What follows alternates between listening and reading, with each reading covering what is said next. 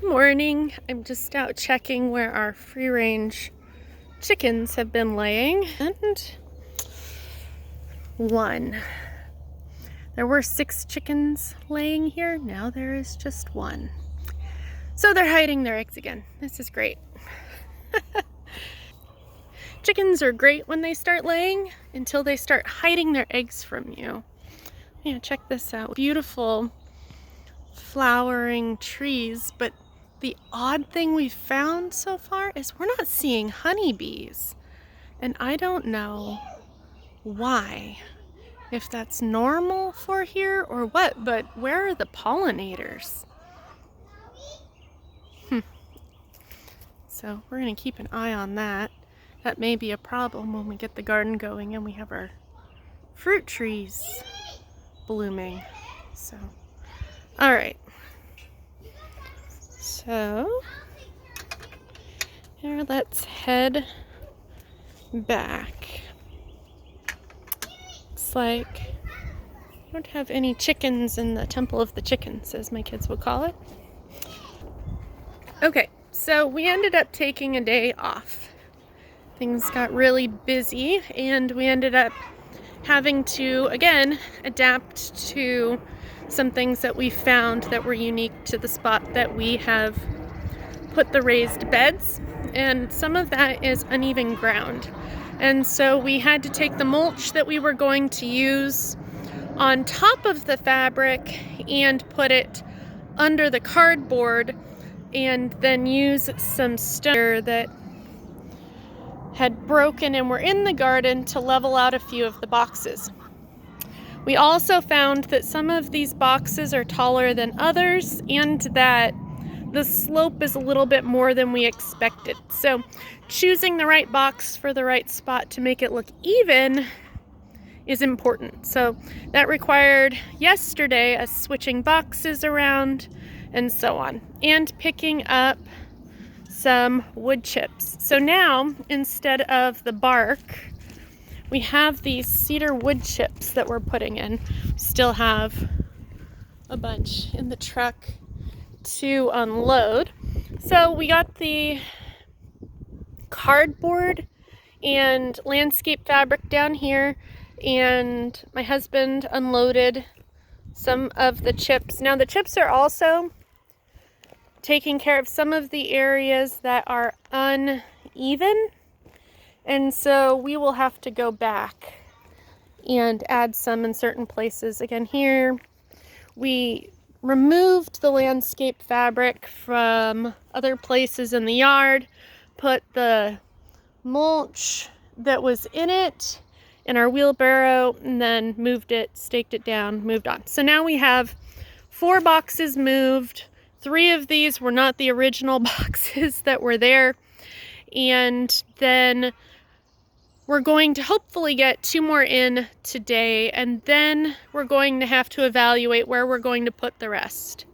We also removed, there were these blueberry bushes that were relatively newly planted that we stuck in pots because we're not sure where they're going to go here exactly yet, and so we want to keep them nice.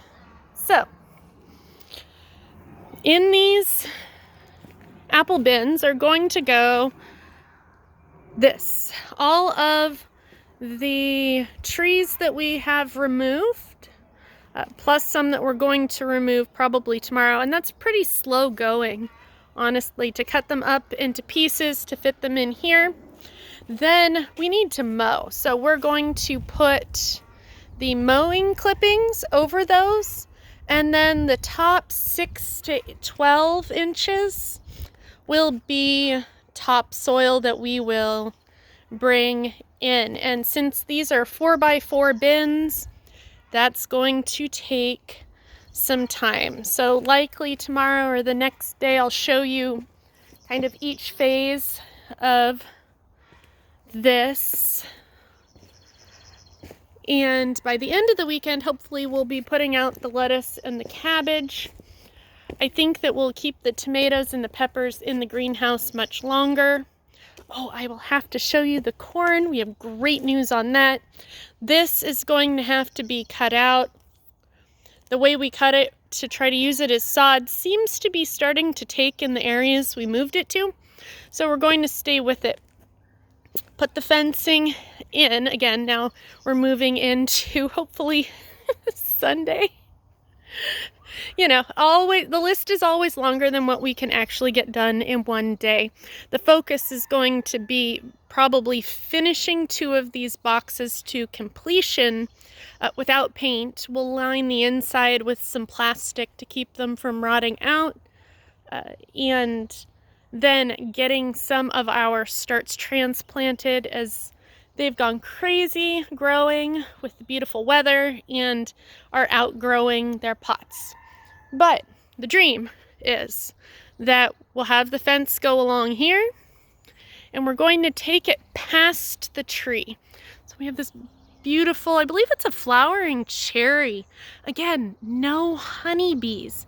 In Otis Orchard, this tree would have been vibrating with honeybees, and we haven't seen one. And so I'm gonna ask somebody local if this is normal or if there is something else going on. I know we had fellow homesteaders that were doing bees and beehives, and I don't know if that is part of why we had all of the bees.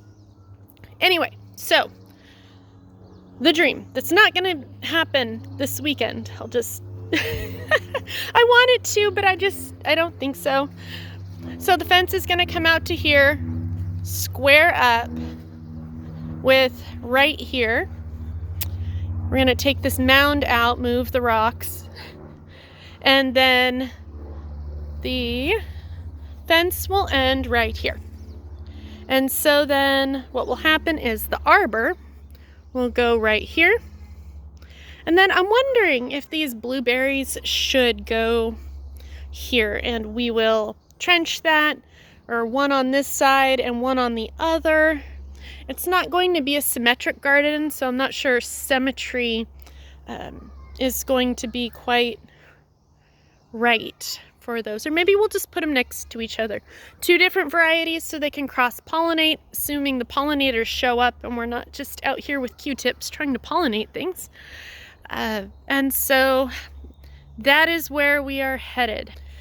We also have the fruit trees, which we put in pots. One of the most interesting things we found is that where the direct sun shines is not where we thought it was. So we were lucky, and we put our fruit trees in pots, which some people say, oh yeah, that's a good thing. Some people are like, no, they're never gonna make it, they're stressed. But regardless, we did, because we want to make sure that our fruit cocktail tree that has a peach and a nectarine branch are in full sun. And so if we had planted it where we thought we were going to, we would have lost those. We would never get good peach production. And so we wait, and throughout the summer we'll check where the trees that are not on our property cast shade so that we can make a final determination on where those are going to go. But we have buds. Check those out. Look at that. This is alive. Even this one, look at that. We still have something on top. And I'll do another video maybe tomorrow morning, and I'll go through all the different varieties we have on these trees. I'd always thought 1 tree per variety, and then I heard of these mixed trees that have grafted branches. And while kind of a tree purist where there should be 1 apple tree and it have 1 variety of apple, these make complete sense. These were the bare root fruit trees. They really make complete sense for a smaller homestead that doesn't have a lot of room for a large garden or large orchard. This place in particular, there's not a big area to put fruit trees, and so these are, whoop, got the sun, these are the right way to go for this particular house and property. Otis Orchards, we probably would have planted like a Golden Delicious tree and a Freestone peach tree, but we have this fruit cocktail tree. I'll tell you about it tomorrow. They're actually kind of cool, but again, you know, everybody will have an opinion on it. So here it is, and I will show you our progress from tonight along with the fruit trees tomorrow. I will see all of you then.